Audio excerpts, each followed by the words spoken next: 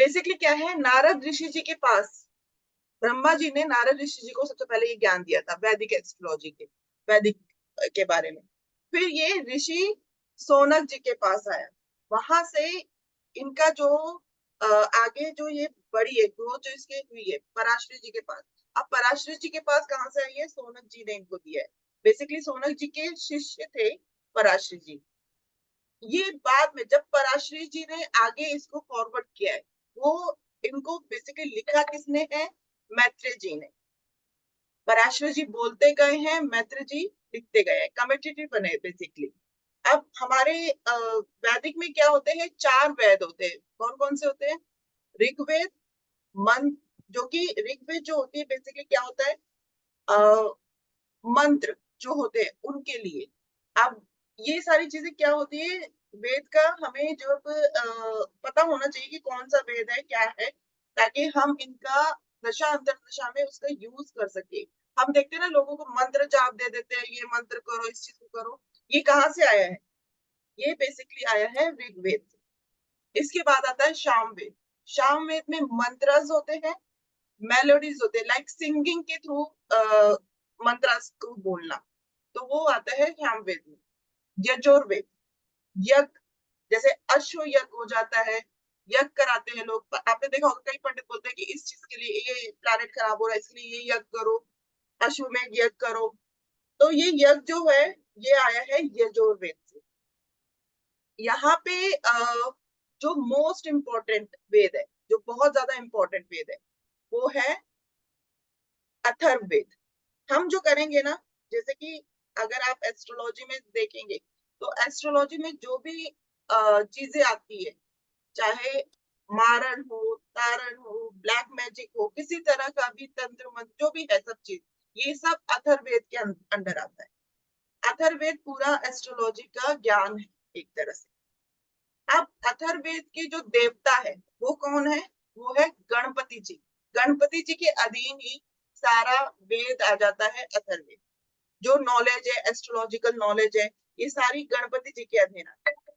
इसीलिए कहते हैं कि जो भी एस्ट्रोलॉजी करे, जो भी एस्ट्रोलॉजी सीख रहा है या कर रहा है, उन्हें गणपति जी की आराधना जरूर करनी। जो भी एस्ट्रोलॉजी की प्रैक्टिस कर रहा है वो गणपति जी की आराधना करे।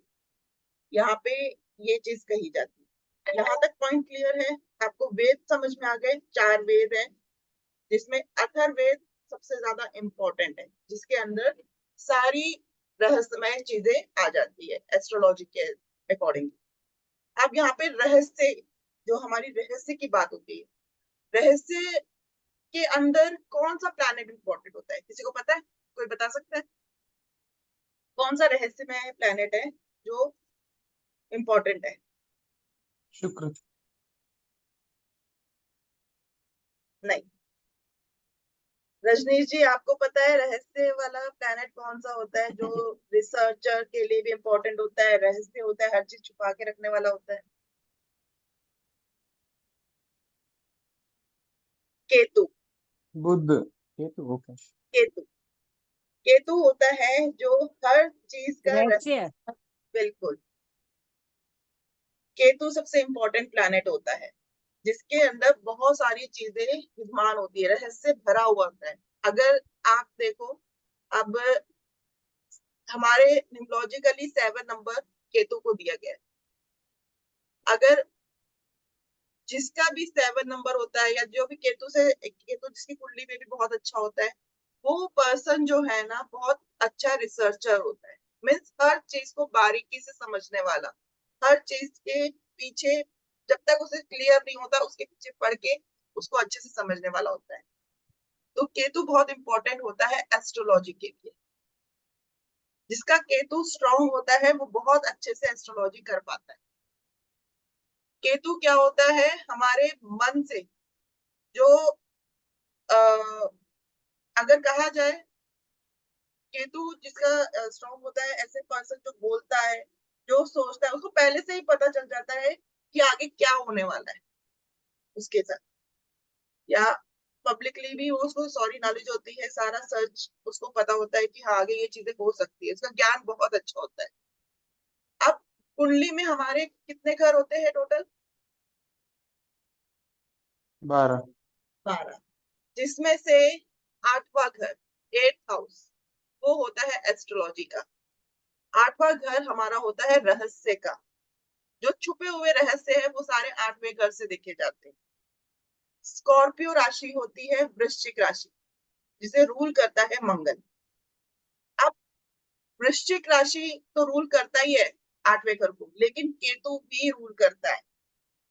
तो यहाँ पे हम कहते हैं कि गणपति जी की कृपा के बिना किसी को भी एस्ट्रोलॉजी का ज्ञान नहीं हो सकता। वृश्चिक राशि को मंगल रूल करता है, राइट? बिल्कुल, मंगल भी रूल करता है और केतु भी रूल करता है। अच्छा, ओके। ठीक है ना। अब ओके। यहाँ पे इसीलिए कहा जाता है कि गणपति जी की कृपा बनी रहनी चाहिए। गणपति जी की कृपा जिसके ऊपर बनी रहेगी उसे एस्ट्रोलॉजी की नॉलेज बहुत अच्छे से आएगी। अथर्ववेद बेसिकली जिसको भी, जो भी एस्ट्रोलॉजी करना चाहता है तो वो गणपति जी का प्रेयर जरूर करे। यहाँ तक सबको समझ में आ गया कि आप सबने क्या करना है, किसकी आराधना करनी है? मेरा है वृश्चिक। जी मेरी खुद की राशि है वृश्चिक। बिल्कुल।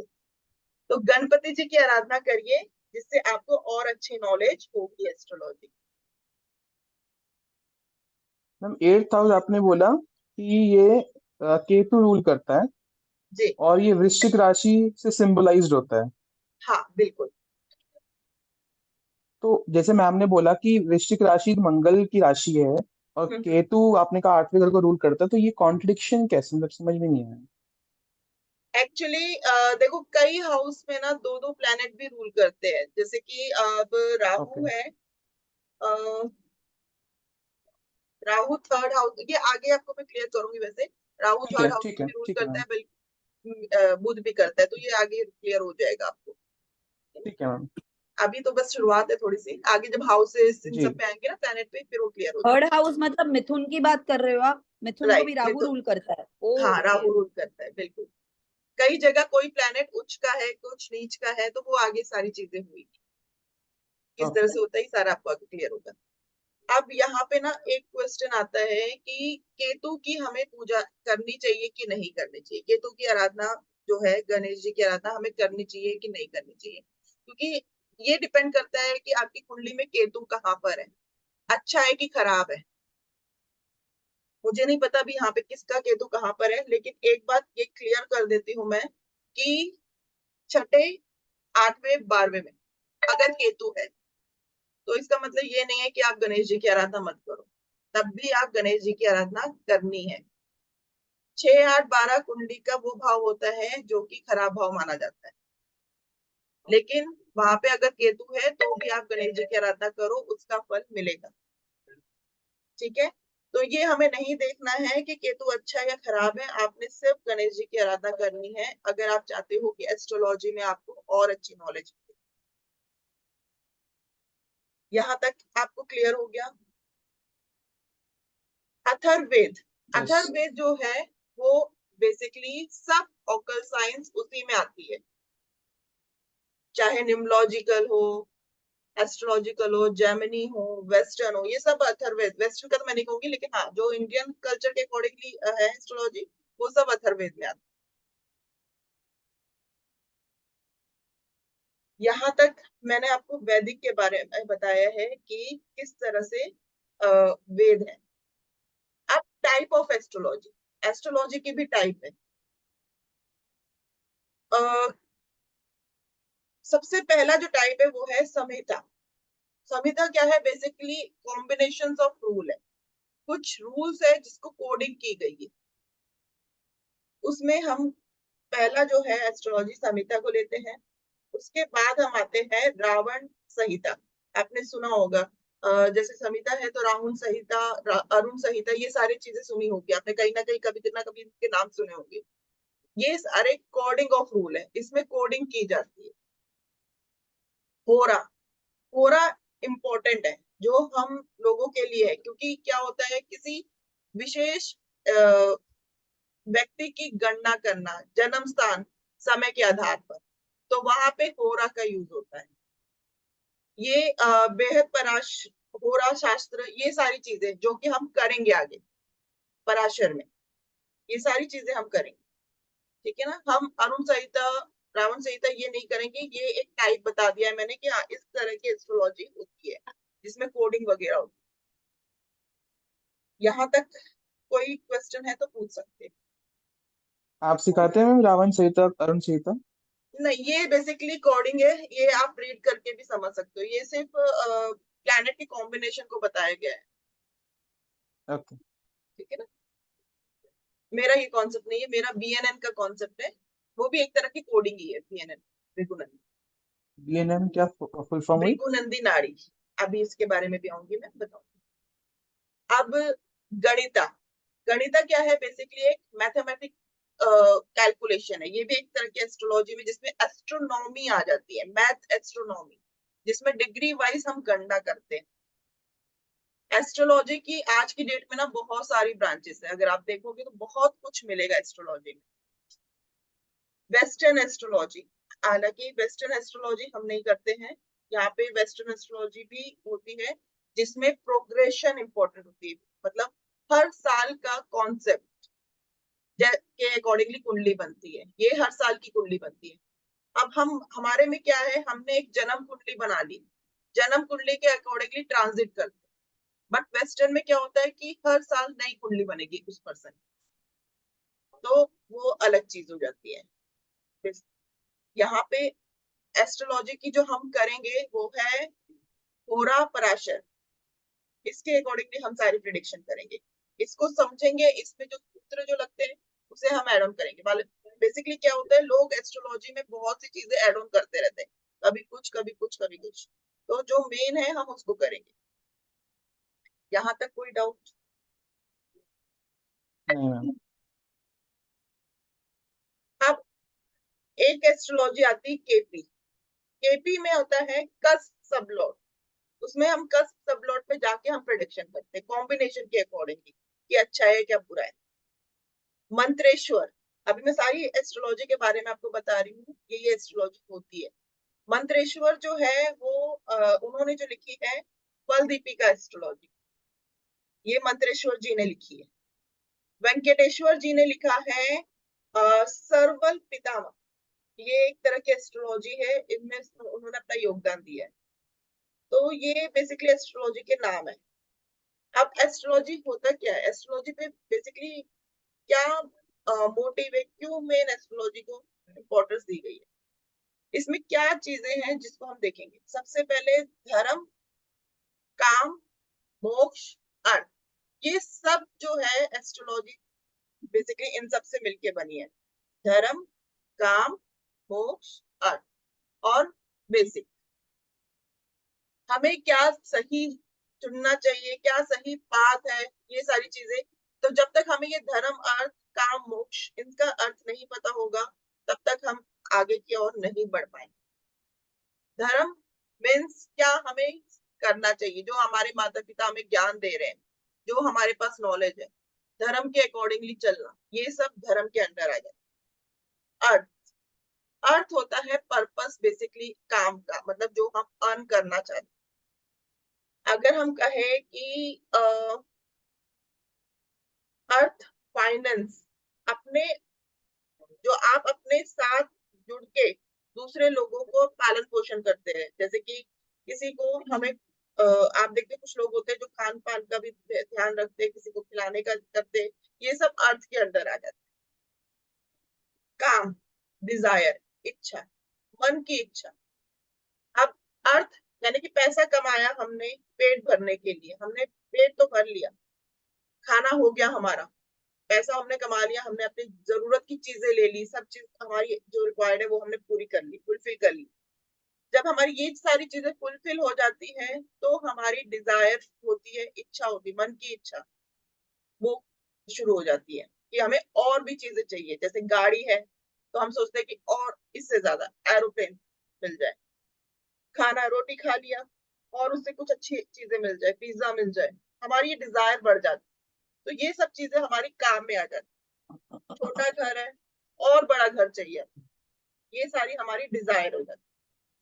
ऑपोजिट सेक्स की तरफ अट्रैक्शन हो जाता है, मित्रता की ओर अट्रैक्शन हो जाता है, ये सारी डिजायर में आ जाती है। अब इनके बाद लास्ट में आता है मोक्ष। हमने सबसे पहले क्या किया? धर्म, पूजा पाठ करी, काम, पैसों के लिए हमने अर्न कर लिया, अर्थ सॉरी। उसके बाद हम काम की तरफ भी चले गए, जो हमारी डिजायरमेंट है हमने उसे बढ़ा भी लिया। लेकिन जब हमारे पास सब चीज हो गई, हमारी जब संतुष्टि हो गई पूरी चीजों से, उसके बाद आ जाता है मोक्ष। मोक्ष का क्या मतलब हो गया? मुक्ति, यानी कि अब हम रिलैक्स है। तो ये 4 मोटिवेशन है, ज्योतिष का पार्ट है बेसिकली। ज्योतिष क्या है? एक तरह की साधना है, स्पिरिचुअलिटी है, आध्यात्मिक है। अगर आप इन सबको अच्छे से समझोगे, ज्योतिष के जो पार्ट, जो इम्पोर्टेंट पार्ट है, तो आपको अच्छे से ज्योतिष समझ में आएगी। अब यहाँ पे क्या होता है, कई लोग होते हैं, आप देखते हो ज्योतिष करते हैं, वो क्या करते हैं? पैसों की कामना के लिए करते हैं। तो इसमें बुरा कुछ नहीं है, लेकिन हम ये जो हमारी जो हम ज्योतिष सीख रहे हैं ना, वो धर्म के लिए तो करो ही, लेकिन किसी की हेल्प के लिए भी करो। जहां आपने सिर्फ किसी की नेगेटिव वे में ज्योतिष करना शुरू करा, वहां पे आपकी ज्योतिष बिल्कुल खत्म हो जाएगी, वहां पे आपको वो सपोर्ट नहीं करेगी। इसीलिए जब भी ज्योतिषी करो, ध्यान से करना है, सोच समझ के करना है। ये नहीं है कि उसका गलत यूज कर। यहाँ तक ज्योतिष का मतलब समझ में आ गया होगा कि ज्योतिष कैसे करी जाती है, क्या ज्योतिष में ध्यान रखना है, ठीक है ना?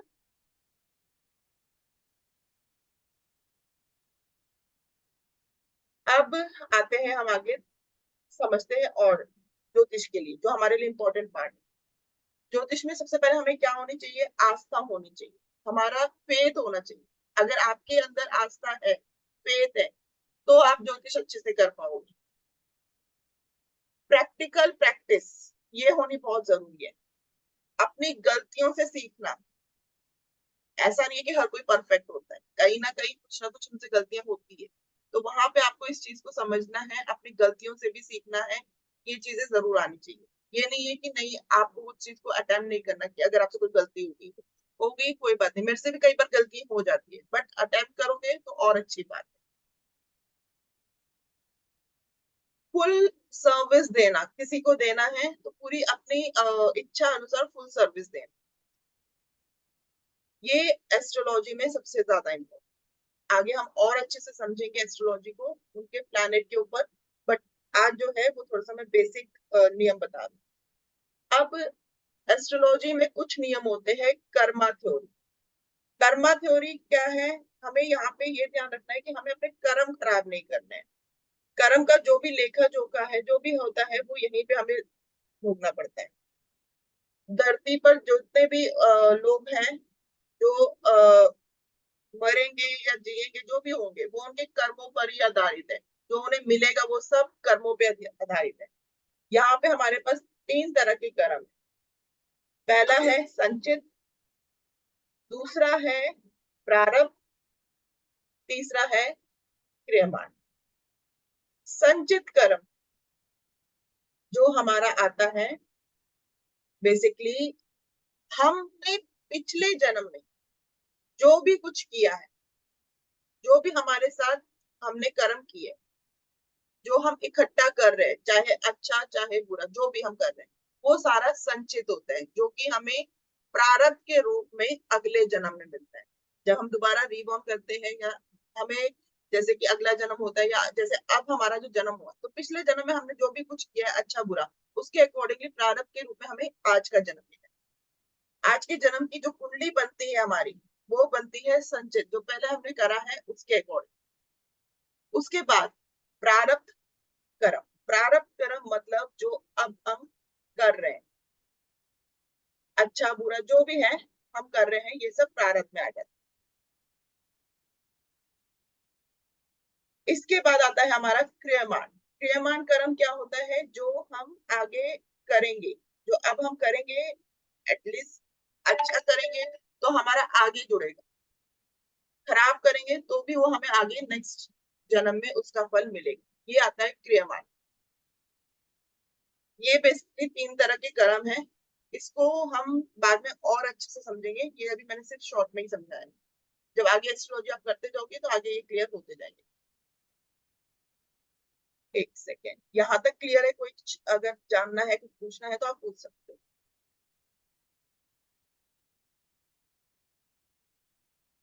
अब आते हैं हमारे पास गुण।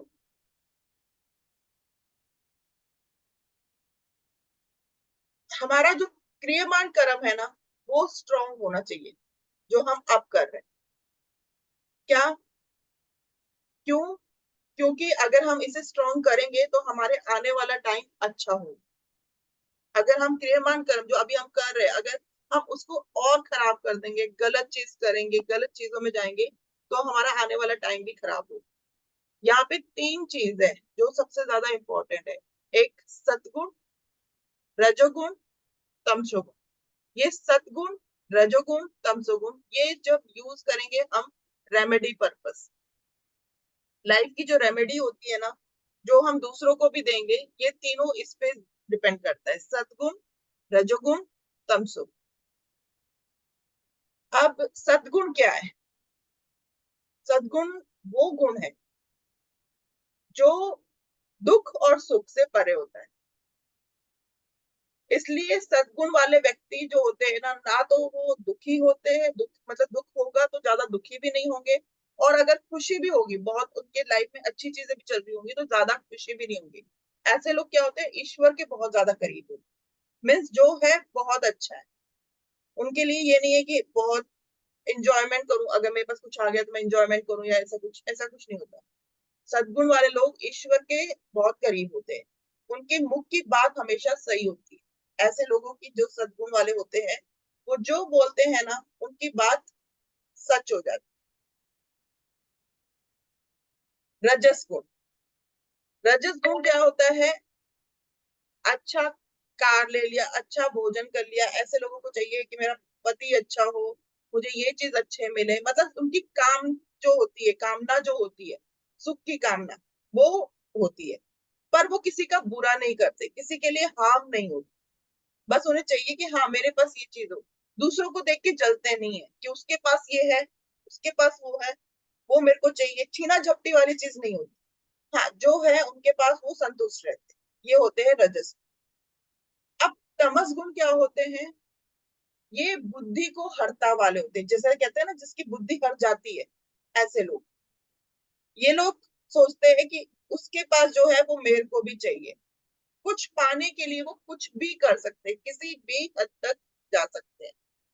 लड़ाई झगड़ा करने वाले, अपनी सोच उनकी थोड़ी सी नेगेटिव हो, तो ये जो होते हैं ये तमस गुण होते हैं। 3 तरह के गुण होते हैं, इसको आपने अच्छे से समझ लेना है। अब यहाँ पे क्या मतलब होता है इन तीनों का? सद्गुण वाले, जैसे आप समझो कि कोई पॉलिटिक्स में है, पॉलिटिक्स की जो राजनीति होती है वो कैसी होती है? एक दूसरे के साथ छीना झपटी करने वाले, या लड़ाई झगड़ा, मतलब थोड़ा सा कंट्रोवर्सी टाइप रहती है पॉलिटिशियन की। अगर वो सद्गुण वाला पर्सन हुआ, क्या वो पॉलिटिशियन कर पाएगा? नो। नहीं ना। तो इसीलिए पर्सन की पर्सनैलिटी के ऊपर डिपेंड करता है उसका काम। तो अगर आपको ये 3 गुण पता है और पर्सन के बारे में आप समझ पाओगे कि उसके कौन से गुण ज्यादा एक्टिव है, उसके अकॉर्डिंगली उसका प्रोफेशन चूज करने में आपको हेल्प मिल सकती है। मिलिट्री में हो, आर्मी में हो, अगर उसका नेचर सद्गुण वाला हो गया, क्या वो कर पाएगा? वो तो कहेगा कि सामने वाला नो। जो है ठीक है, अगर उसके पास टूल्स वगैरह नहीं है तो वहां पे छोड़ देगा, कुछ नहीं कहेगा। तो ये चीज यहाँ पे अपना फायदा कौन देखता है? बिजनेसमैन, बिजनेस वाले क्या करते हैं? उनको चाहिए कि मेरा फायदा। अगर रजस गुण वाला पर्सन हो कि मुझे कार मिल गई, भोजन मिल गया, अच्छा हो गया, तो क्या होगा? ठीक ठीक चलेगा, ज्यादा वो और ऊपर नहीं उठने की कोशिश करेगा, एक्सपेंड अपनी लाइफ करनी है, वो नहीं करेगा। उसके लिए ठीक है, जितना है सेटिस्फाइड है। तो डिपेंड ऑन गुण, उसके अकॉर्डिंगली पर्सन की पर्सनैलिटी डिपेंड करती है। यहाँ तक कोई क्वेश्चन है या कुछ पूछना है तो आप पूछ लीजिए। अब प्रकृति में इन तीनों गुणों की माध्यम से 5 तरह के सेंसेस है बेसिकली। शब्द, स्पर्श, रूप से कह सकते हो कि सुगंध से, टच से, स्वाद से, हम सेंस कहते हैं ना, जिससे पता चलता है हमें किसी को टच करके, शेप देखकर। तो ये 5 सेंस है जिसके माध्यम से हमें गुणों का पता चलता है। इसी तरह से 5 एलिमेंट है, 3 गुण जो इम्पोर्टेंट है, उसके साथ साथ 5 एलिमेंट भी हमारे ज्योतिष में इम्पोर्टेंट है, रेमेडी के लिए यूज की जाती है। अब कुंडली के अनुसार 3 गुण 5 तत्वों को जानकर ही हम इलाज कर सकते हैं। क्या होता है? पहला गुण, सॉरी, गुण तो हमने कर लिया था। अब आते तत्व के ऊपर। अग्नि तत्व, आकाश तत्व, जल तत्व, वायु तत्व, ये 5 तत्व हैं जो हमारे लाइफ में इंपॉर्टेंट रखते हैं। अगर कहें तो हमारा पूरा शरीर भी इन 5 तत्वों से मिलके बना गया। तो ये रूल्स करते हैं तत्व। कुंडली पे इनको समझना भी बहुत ज्यादा जरूरी है। सबसे पहले आते हैं हम जल तत्व। जल तत्व पे जो प्लैनेट आते हैं वो है शुक्र और चंद्र। जो रूल करते हैं शुक्र और चंद्र पे, जल तत्व रूल करता है। वायु तत्व पे शनि और राहु। अग्नि तत्व सूर्य, मंगल और केतु। पृथ्वी तत्व पे बुध। अब जुपिटर की बारी आई। जुपिटर कौन सा तत्व आ जाएगा? आकाश। जुपिटर क्या वापस है? बोलेंगे जरा, सॉरी, वापस बोलेंगे। जल तत्व शुक्र चंद्र, अग्नि तत्व सूर्य मंगल और केतु। ओके। फिर दूसरा? दूसरा है वायु तत्व। वायु। वायु, हाँ, हाँ। वायु। यहाँ हाँ, पे शनि और चंद्र। राहु। अच्छा। पृथ्वी तत्व में आ जाता है बुध और आकाश तत्व आता है जुपिटर। ये मोस्ट इंपॉर्टेंट एलिमेंट है। जुपिटर हमारा जो है सबसे ज्यादा इंपॉर्टेंट एलिमेंट है। आकाश तत्व अनंत फैला हुआ। जुपिटर क्या है? पृथ्वी में, sorry sorry, one one again. पृथ्वी में क्या, कौन सा तत्व आता है? पृथ्वी में बुध। बुध। हाँ, ओके, आप आकाश देखते हो तत्व ना, में जुपिटर, करेक्ट। बिल्कुल देखते हो ना, ग्रीनरी है, पेड़ पौधे। बुध को किससे कनेक्ट किया जाता है? पेड़ पौधों से। अब पेड़ पौधे कहाँ उगेंगे? जमीन पे, पृथ्वी पे। इसीलिए पृथ्वी तत्व बुध के अंदर आ जाता है। सूर्य गर्मी का कारक है। मंगल तेज है, गर्मी है। केतु मंगल का ही स्वरूप है। अगर कहा जाता है केतु मंगल की तरह ही होता है, तो यहाँ पे ये अग्नि तत्व में आ जाता है। शनि और राहु वायु तत्व में आ जाते हैं। जुपिटर जो है आकाश तत्व, अनंत, एंडलेस। अरे मैम, शनि जो है छाया की वजह से आता है उसकी। शनि, शनि छाया की वजह से आता है। नहीं नहीं, छाया की नहीं, शनि वायु में ही आ जाता है। वो उसका वो रीजन नहीं है ना।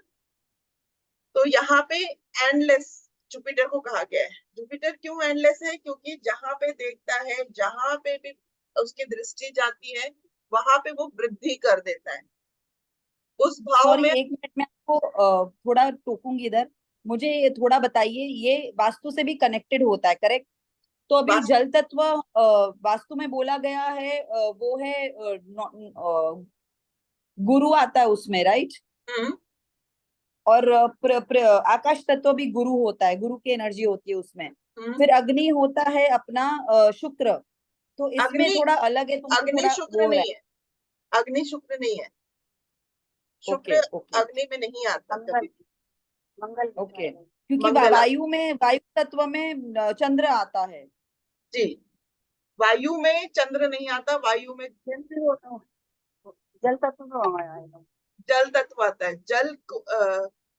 चंद्र जो है वो जल तत्व ओके ओके ओके, ठीक है, ठीक है ना। और जुपिटर को बेसिकली अग्नि तत्व भी कहते हैं कई लोग, ऐसा नहीं है कि नहीं कहते। जुपिटर, सूर्य, मंगल, ये 3 जो प्लैनेट है ये अग्नि तत्व में आते हैं। लेकिन यहाँ पे हम जुपिटर को आकाश तत्व में लेंगे। आकाश तत्व क्यों? फैला हुआ है ना आकाश पूरा, ब्रह्मांड है। जुपिटर गुरु है, सबसे बड़ा है इसमें, सबसे बड़ा है, गुरु है, बड़ा है। जुपिटर गुरु है। तो वहां पे इसलिए आकाश तत्व में हम कहेंगे अनंत है बेसिकली, जहां पे भी देखेगा वहां की वृद्धि कर देगा, जिस भाव को देखेगा वहां की वृद्धि कर देगा। अच्छा, मीटिंग शायद ओवर हो सकती है, तो मैं दोबारा आपको भेजूंगी लिंक, ठीक है ना, वो ज्वाइन कर। अब यहाँ तक हमने समझा है तत्व को। केतु को अग्नि तत्व क्यों कहा गया है? क्योंकि वो मंगल की तरह ही होता है, इसीलिए केतु को अग्नि तत्व कहा गया है। अब जो सबसे शुभ बेनिफिट्स जो स्पेस है वो क्या है? जुपिटर। जुपिटर को शुभ ग्रह माना जाता है। अब यहाँ पे आते हैं, हमारा जो नेक्स्ट टॉपिक है वो है शुभ और अशुभ ग्रह। यहाँ पे शुभ अशुभ ग्रह को ना दो डिपार्टमेंट में बांटा गया है।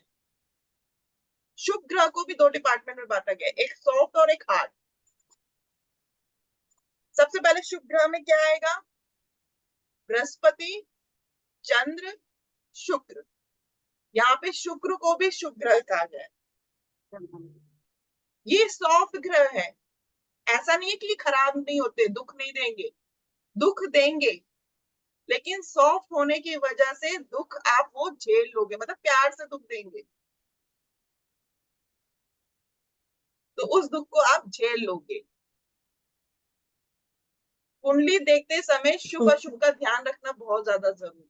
ये ध्यान रखना कि कौन सा प्लैनेट शुभ है, कौन सा अशुभ है। ये मैं आगे बताऊंगी कि कैसे देखते हैं, लेकिन शुभ अशुभ को अच्छे से समझना है कि पहले कौन से प्लैनेट शुभ होते हैं। बृहस्पति, चंद्र, शुक्र, ये शुभ ग्रह है। दुख देंगे लेकिन बड़े प्यार से काम लेंगे, ऐसा नहीं है कि बहुत हार्ड एंड रूल होंगे इसके, नहीं। बुध, बुध शुभ भी है और अशुभ भी है। बुध क्या है? जिसके साथ बैठता है उसके साथ होता है, दल बदलू होता है बेसिकली। जहां बैठेगा उसके साथ बन जाता है। अगर वो शुभ ग्रह के साथ होगा तो उसका नेचर शुभ हो जाएगा, अशुभ ग्रह के साथ होगा तो अशुभ हो जाएगा। चंद्रमा, चंद्रमा यहाँ पे दो तरह के होते हैं, कृष्ण पक्ष और शुक्ल पक्ष। कृष्ण पक्ष वाला जो चंद्र होता है वो होता है मैलेफिक, अशुभ, और शुक्ल पक्ष वाला बेनिफिक। अब कृष्ण पक्ष वाला चंद्र जो क्या होता है, वो अंधेरे की चंद्रमा होता है, अंधेरे की तरफ बढ़ रहा होता है। शुक्ल पक्ष वाला उजाले की तरफ बन रहा होता है। बट एक बात मैं यहाँ पे क्लियर करती हूँ, चाहे चंद्रमा शुक्ल पक्ष का हो या कृष्ण पक्ष का हो, अपना जो नेचर है उसका शुभ का वो रहेगा। माँ चाहे कैसे भी हो, बुरी तो नहीं हो सकती ना, सुरक्षा तो करेगी माँ अपने बच्चों की, चाहे कैसा भी नेचर हो उसका। तो ऐसे ही चंद्र भी है, चाहे वो शुक्ल पक्ष का हो या कृष्ण पक्ष का हो, नेचर वाइज उसका जो है बर्ताव वो वह रहेगा, मतलब अच्छा रहेगा, खराब नहीं करेगी। यहां तक हमने चंद्रमा को समझा। अब आते हैं, अब वह ग्रह जो परेशानी का कारण है, कौन सा ग्रह है शनि, कोई बताएगा? शनि, हम्म, आवाज शनि, नहीं आ रही। शनि, सैटर्न, सैटर्न, और राहु, केतु। राहु, केतु, मंगल। ये चार ग्रह हैं, शनि, मंगल, राहु, केतु। ये परेशानी का कारण है कुंडली में। किसी भी घर को रूल कर ले, इनकी प्रवृत्ति है, इनकी नैसर्गिकता है, ये लाइफ में प्रॉब्लम डालेंगे। ये चारों ग्रह कहीं ना कहीं प्रॉब्लमेटिक क्रिएट करते हैं, इनका काम ये प्रॉब्लम देना। शनि हमेशा रुलाएगा ही रुलाएगा, चाहे कहीं पे भी बैठा हो, उस भाव से आपको प्रॉब्लम आएगी ही आएगी। अपनी कुंडली उठा के देखना, शनि जहां बैठा है क्या उस भाव से दिक्कत आती है कि नहीं आती है, एक बार देखना। जहां दृष्टि डालेगा वहां से प्रॉब्लम देगा। सेम मंगल, राहु, केतु भी है, वो भी प्रॉब्लमेटिक वाले प्लैनेट है, तो ये अशुभ प्लैनेट में माने जाते हैं। सूर्य, सूर्य को हम ना तो शुभ मानेंगे और ना ही अशुभ। ये क्या है? ये क्रूर ग्रह है, स्ट्रिक्ट। हमारे घर में फादर जो है वो सूर्य का कारक है। अब फादर क्या होता है? एक डिसिप्लिन वाले, मतलब स्ट्रिक्टनेस वाले। क्यों स्ट्रिक्ट है? हमारे लिए, हमारी भलाई के लिए, हमारे अच्छे के लिए। तो सूर्य यहाँ पे एक क्रूर ग्रह माना जाता है। उसको हम ना शुभ की कैटेगरी में रखते हैं, ना ही अशुभ की कैटेगरी में। प्लैनेट के जो डिफरेंस है आपको समझ में आ गए? कौन सा प्लैनेट क्या है, कौन सा प्लैनेट अच्छा है, बुरा है, ये समझ में आ गया? यहाँ तक क्लियर है? इसमें कोई डाउट है? मैम एक बार वो चंद्रमा का कृष्ण पक्ष और शुक्ल पक्ष एक्सप्लेन कर दीजिए एक बार फिर से। देखो, चंद्रमा जो होता है ना, हर 15 दिन में, जैसे पूर्णिमा होती है, पूर्णिमा के बाद फिर 15 दिन बाद अमावस्या होती है। जब जी अमावस्या होती है तो वहां पे अमावस्या की तरफ जब जाता है तो वो होता है कृष्ण पक्ष, जी और जब पूर्णिमा की तरफ आता है तो वो होता है शुक्ल पक्ष, क्योंकि उजाले की तरफ ओके जा रहे हैं। अब जब उजाले की जी तरफ जा रहा होता है तो वो चंद्रमा अच्छा माना जाता है। अगर आप अपनी कुंडली में ओके देखोगे तो अपना चंद्रमा देखोगे, वो डिग्री अकॉर्डिंग देखोगे कि वो किस डिग्री में, कितने डिग्री में, उसके अकॉर्डिंगली उसका डिसाइड होता है कि वो कौन से पक्ष का है। अगर एस्ट्रोसेज आप डाउनलोड कर लो, उसमें से लिखा होता है कि चंद्रमा कौन सा शुक्ल पक्ष का है या कृष्ण पक्ष का है, उसमें सीधे लिखा होता है, तो उससे आपको पता चल जाएगा। ओके अगर शुक्ल पक्ष का है तो इट मीन्स वो गुड है, और कृष्ण पक्ष का है तो वो थोड़ा सा खराब हो जाता है। ऐसे पर्सन के साथ लाइफ में डिस्टरबेंस आती है, मेंटली डिस्टरबेंस रहती है, क्योंकि चंद्रमा क्या है? मन का कारक है। वहां पे उसके मन जी में कहीं ना कहीं कह सकते हैं परेशानी रहती है, कुछ ना कुछ वो सोचता रहता है, कहीं ना कहीं ये चीजें उसके साथ जरूर होती है, जिसका चंद्रमा कृष्ण पक्ष का होता है। अंधेरी आ गया ना, ओके अंधेरा हो गया, बिल्कुल मन को तो जाला भी डिग्री से नहीं पता रहा। लगाएंगे आप ऐसा कह रहे हैं ना? हाँ, ये डिग्री से होता है। सूर्य जो है वो आत्मा है, चंद्र मन, बुध स्पीच है, बुद्धि है, मंगल जो है हिम्मत, करेज, साहस, जुपिटर सही गलत का निर्णय लेना, चुनने की क्षमता बताता है, विजडम, हैप्पीनेस, और वीनस जो है वो है प्रोटेंसी, प्रोटेंसी का कारक। जहाँ पे हम चाइल्ड बर्थ को देखते हैं, मैरिज को देखते हैं, तो वहां पे हमें शुक्र को देखना बहुत ज्यादा इंपॉर्टेंट है। शुक्र बताता है कि क्या चाइल्ड बर्थ होने के चांसेस है या नहीं, कहीं कोई प्रॉब्लम तो नहीं है, ये हम शुक्र से देखते हैं। अब हमारा जो देखना है हमें बच्चा उत्पन्न करने की क्षमता, वो हम शुक्र से देखते हैं। अगर शुक्र कुंडली में अच्छा है तो बच्चा उत्पन्न करने की क्षमता ठीक होगी, यानी कि जो हम पहला स्टेप देखना है वहां पे हम शुक्र को इम्पोर्टेंस देते हैं। शनि जो है दुख का कारक है, हर प्रकार का दुख देना, आंसू देना, ये सब शनि के अंडर आता है। जितनी भी तमाम परेशानियां हैं ये सब शनि के अंदर आता है। सूर्य आत्मा है, सूर्य की पोजीशन से आप अपनी अंतर आत्मा को समझ सकते हैं। स्ट्रॉन्ग है तो सूर्य अच्छा है। अध्यात्मक अगर स्पिरिचुअलिटी में जाना है तो वहां पे सूर्य का स्ट्रॉन्ग होना बहुत जरूरी है।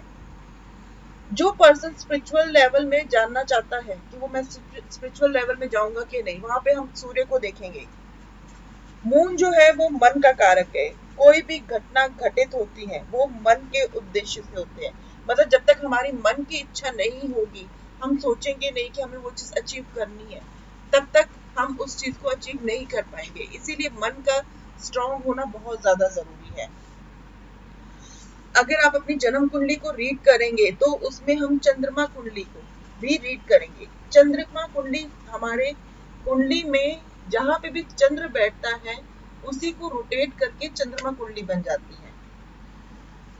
मन से आप कैसे हो, मन से आप क्या सोचते हो, ये सब हमें चंद्रमा कुंडली बताती है। चंद्र कुंडली से आपको पता चलता है मन के बारे में। अगर हमने अपनी मदर के बारे में भी देखना है तो वहां पे भी हम मन यानी कि चंद्र कुंडली को देखेंगे। सूर्य पुरुष है, चंद्र प्रकृति है। पुरुष और प्रकृति मिलकर ही बालक का जन्म होता है, कह सकते हैं, मतलब आपका जन्म होता है। मंगल जो है वो है हमारा मस्कुलर स्ट्रेंथ, सूझबूझ का कारक, बल का कारक, ये सब हम मंगल से देखेंगे। बुद्धि में बल जो हमें देखना है उसे हम मंगल से देखेंगे। गुरु हमारा हैप्पीनेस का कारक है, नॉलेज, बरकत का। जुपिटर जो है वो कुंडली में जहां पे भी दृष्टि डालेगा वहां पे वो बरकत दे देगा। अगर शुक्र के साथ है तो शुक्र से रिलेटेड हमें बरकत मिल जाएगी। चंद्र के साथ है तो चंद्र से रिलेटेड बरकत मिलेगी। यानी कि जहां पे भी जहां पे भी गुरु दृष्टि डालेगा उस भाव से रिलेटेड उसे बरकत मिलेगी, उस प्लैनेट से रिलेटेड उसे बरकत मिलेगी। वीनस जो है वो है रिफाइंड प्लैनेट है, प्योर। वीनस एक बीज है। एक वृक्ष को लगाने के लिए जैसे हमें बीज की जरूरत पड़ती है, उसी तरह से वीनस एक बीज का कारक है। यानी कि अगर बीज खराब हुआ तो ग्रोथ नहीं होगी, बीज अच्छा हुआ तो ग्रोथ होगी। चाइल्ड बर्थ में एक बीज की जरूरत होती है, तो वहां पे हम वीनस को कनेक्ट करते हैं। वीनस खराब तो स्पर्म काउंट में प्रॉब्लम, फीमेल में अगर कहें तो प्रोडक्टिव एरिया में प्रॉब्लम। सैटर्न जो है वो दुखों का कारण है, जहां बैठेगा जहां देखेगा वहां से उसे दुख ही मिलेंगे। शनि लॉन्जेविटी का भी कारक है, बुरी तरह से वो दुख दे देता है और तब तक वो मुक्त नहीं करता जब तक पूरी तरह से दुख भोग ना लो, मतलब इतना वो रुला देता है। अगर चौथे घर में हो तो कहीं ना कहीं फैमिली इश्यूज दे देगा, चाहे उसके पास लग्जरी लाइफ हो, कंफर्टेबल जोन हो, पर फिर भी कहीं ना कहीं उसको फैमिली के साथ इश्यूज रहेंगे। घर में आएगा तो उसे कुछ ना कुछ प्रॉब्लम रहेगी, क्योंकि शनि अगर चौथे भाव में बैठा है तो चौथे भाव से वो प्रॉब्लम क्रिएट करेगा। सूर्य चंद्र राजा रानी है। एक रॉयल फैमिली को अगर हम काउंट करें तो सूर्य चंद्र को हम राजा रानी मानते हैं, बुध को हम बेटा मानेंगे। अब मंगल जो है वो एक डिफरेंस है, सेनापति है। तो मंगल क्या करता है, बुध की प्रोटेक्शन करता है, जिससे बुध को वो चीज पसंद नहीं आती है, क्योंकि मंगल क्या है उसे रोक टोक लगाता है। अब यहाँ पे बुध जो है वो मंगल का शत्रु बन जाता है, इन दोनों में शत्रुता होती है, मंगल का दुश्मन है बुध, क्योंकि वो उसे पसंद नहीं करता है। बृहस्पति और शुक्र ये दोनों ही मिनिस्टर है, कोषाध्यक्ष। बृहस्पति ज्ञान के कोषाध्यक्ष है तो शुक्र फाइनेंस के। बृहस्पति यज्ञ पूजा पाठ इन सब की तरफ ध्यान देता है, तो शुक्र लग्जरी, फाइनेंस, खर्चा इन सब की तरफ ध्यान देता है। शनि जो है वो है दास, और राहु केतु दास के भी दास, मतलब शनि के भी दास बन जाते हैं। जब शनि को जरूरत होगी तो राहु केतु वहां पे उनके दास बन जाएंगे, और मंगल को जरूरत होगी तो सेनापति के दास बन जाएंगे, क्योंकि लड़ाई में सेनापति के साथ सैनिक भी तो होते हैं, तो वहां पे जो राहु केतु है वहां पे भी यूज होते हैं। तो ये हमारे प्लैनेट को हमने इस तरह से समझना था। बाकी की रिकॉर्डिंग आगे आप कंटिन्यू कर लीजिएगा। ओके, अब आते हैं शनि की बारी। शनि क्या है, एक तरह का दास है, सर्वेंट है। जो भी हमारे घर में आप देखते हो जो काम करते हैं, ये सारे शनि के अंदर आ जाते हैं। राहु केतु ये भी एक दास ही है, लेकिन ये क्या है, शनि के अंदर भी आते हैं। अगर जो दास जो होते हैं, कई लोग होते हैं जो लड़ाइयों में भी काम करते हैं और घर पे भी काम करते हैं, दूसरों की भी सेवा करते हैं। तो राहु केतु दोनों तरफ आ जाते हैं, मंगल के लिए भी वो के लिए हेल्पफुल है और शनि के लिए भी। तो ये दास कभी अपने काम में लग जाते हैं, कभी सेना के काम में लग जाते हैं। इनका ये काम है राहु केतु का। अभी जितने भी प्लैनेट है ना, इन सब के देवी देवता है। देवी देवता में कौन कौन आ जाते हैं ये एक बार समझ लेते हैं। सूर्य अग्निदेव, सूर्य की देवी जो है देवता है वो है अग्निदेव। मंगल कार्तिकेय, वीनस साची, इंद्र जी की पत्नी है साची। मून के जो देवता है वो है वरुण। जुपिटर के जो देवता है वो है इंद्र। और आते हैं शनि, शनि के जो देवता है वो है ब्रह्मा जी। अगर कभी भी कोई प्लैनेट खराब हो रहा है ना, तो इन देवी देवता की पूजा की जाती है। ये रेमेडी के तौर पे यूज होता है, तो इसलिए आपको पता होना चाहिए कि कौन कौन से प्लैनेट की कौन से देवता है। एक बार फिर से मैं रिपीट कर देती हूँ। सूर्य के अग्नि देवता है, मंगल के कार्तिकेय, वीनस के साची, मून के वरुण, जुपिटर के इंद्र, सैटर्न के ब्रह्मा और मरकरी के विष्णु, विष्णु नारायण। तो जब भी इनकी प्रॉब्लम आएगी दशा अंतर दशा में, आप इनकी पूजा कर सकते हो। कौन से प्लैनेट वीनस के बाद क्या बताया आपने? वीनस के है साची, उसके बाद उसके बाद है moon Varun, Jupiter Indra, Saturn के है ब्रह्मा जी, और मरकरी के है विष्णु नारायण। ठीक है ना। अभी आगे इसकी और डिटेलिंग में आऊंगी मैं। अब कौन सा प्लैनेट का कार्य से जुड़े हुए हैं, हम लोग जो कार्य करते हैं, चाहे हम पढ़ाने का काम कर रहे हैं या बिजनेस कर रहे हैं या कोई भी ऐसा काम कर रहे हैं, वो किस प्लैनेट से जुड़े हैं? क्योंकि ज्योतिष में वर्णों को समझना बहुत इंपॉर्टेंट है। एक होता है क्षत्रिय गुण, क्षत्रिय, शूद्र, ब्राह्मण, वैश्य। ये 4 तरह के होते हैं बेसिकली। इनके कर्मों के आधार पर ही बनते हैं। अब एस्ट्रोलॉजी हम पढ़ा रहे हैं, चाहे मैं कुछ भी हूँ, क्षत्रिय में आ जाती हूँ, शूद्र में आ जाती हूँ या वैश्य में आ जाती हूँ, लेकिन मैं काम क्या कर रही हूँ? पढ़ाने का। पढ़ाने का काम जो करता है वो किस में आ गया? ब्राह्मण में। तो यहाँ पे डिपेंड करता है काम के अकॉर्डिंगली आप कौन सा वर्ण है। जो एक्चुअल हमारा वर्ण है उसके अकॉर्डिंगली हम नहीं डिसाइड करेंगे, हमारा जो सोशल में जो हम काम करते हैं उसके अकॉर्डिंगली हमारा वर्ण डिसाइड। अगर मैं ज्ञान का आदान प्रदान कर रही हूँ तो ब्राह्मण में आ जाऊं। ब्राह्मण जो होते हैं वो ज्ञान लेने देने का काम करते हैं। अब ये कौन से प्लैनेट है इनमें? ब्राह्मण में कौन से 2 प्लैनेट आते हैं? वो है जुपिटर शुक्र। बृहस्पति है, एक और प्लैनेट बताओ, एक और प्लैनेट शुक्र। शुक्र भी तो होगा। शुक्र भी ब्राह्मण में आते हैं। ठीक है ना। किसी का भी शुक्र और जुपिटर 11वें भाव में बैठा हो, या तो शुक्र बैठा हो या जुपिटर 11वें भाव में बैठा हो, ऐसा पर्सन सोशल सर्कल में इन्वॉल्व होता है। इसका जो सोशल सर्कल, क्योंकि 11वां भाव क्या होता है? वो सोशल सर्कल का होता है। अब ऐसे लोगों का जो सोशल सर्कल होगा ना, वो कैसा होगा? उनके मित्र जो होंगे वो कैसे होंगे? ज्ञान का आदान प्रदान करने वाले, नॉलेज देने वाले। अगर बृहस्पति का नजर भी उधर पड़ रहा है तो भी, दृष्टि होती है तो भी, हाँ, तो भी हम कंसिडर करेंगे, लेकिन बस उसका इफेक्ट थोड़ा कम हो जाएगा। लेकिन अगर वो बैठा हुआ है तो इट मीन्स उसका सोशल सर्कल इस तरह का होगा, जो दूसरों की हेल्प करता हो, आदान प्रदान करता हो, ज्ञान देता हो, नॉलेज देता हो, इस तरह का हो। नोट करना किसी का अगर जुपिटर 11 में हो या वीनस 11 में हो। क्षत्रिय, क्षत्रिय में क्या आता है? पुलिस, आर्मी, सिक्योरिटी गार्ड, ये सब आ जाता है। अब सूर्य और मंगल, इसके जो प्लैनेट आ गए वो हो गए सूर्य और मंगल। वैश्य, ऐसे लोग जो होते हैं जो दूसरों का पालन पोषण करते हैं, भरण पोषण करते हैं। व्यापारी वर्ग, बेसिकली इनको व्यापारी वर्ग में कहा जाता है वैश्य। शूद्र, अच्छा, वैश्य में जो प्लैनेट आते हैं वो आता है मून और मरकरी। वन ये लाइक जो बिजनेस करते हैं, जितने भी लोग बिजनेस करते हैं वो सारे वैश्य की कैटेगरी में आते हैं। जितने भी लोग आर्मी, सिक्योरिटी गार्ड, चाहे उनका कोई भी वर्ण हो, बट आएंगे वो क्षत्रिय के गुण में। ये हमारा प्रोफेशन चूज करने का तरीका है कि हम कौन सा प्रोफेशन चूज कर सकते हैं। शूद्र, सर्वेंट, हम सिक्योरिटी गार्ड शनि में नहीं आना चाहिए। जुपिटर नहीं, सिक्योरिटी गार्ड शनि में आना चाहिए ना।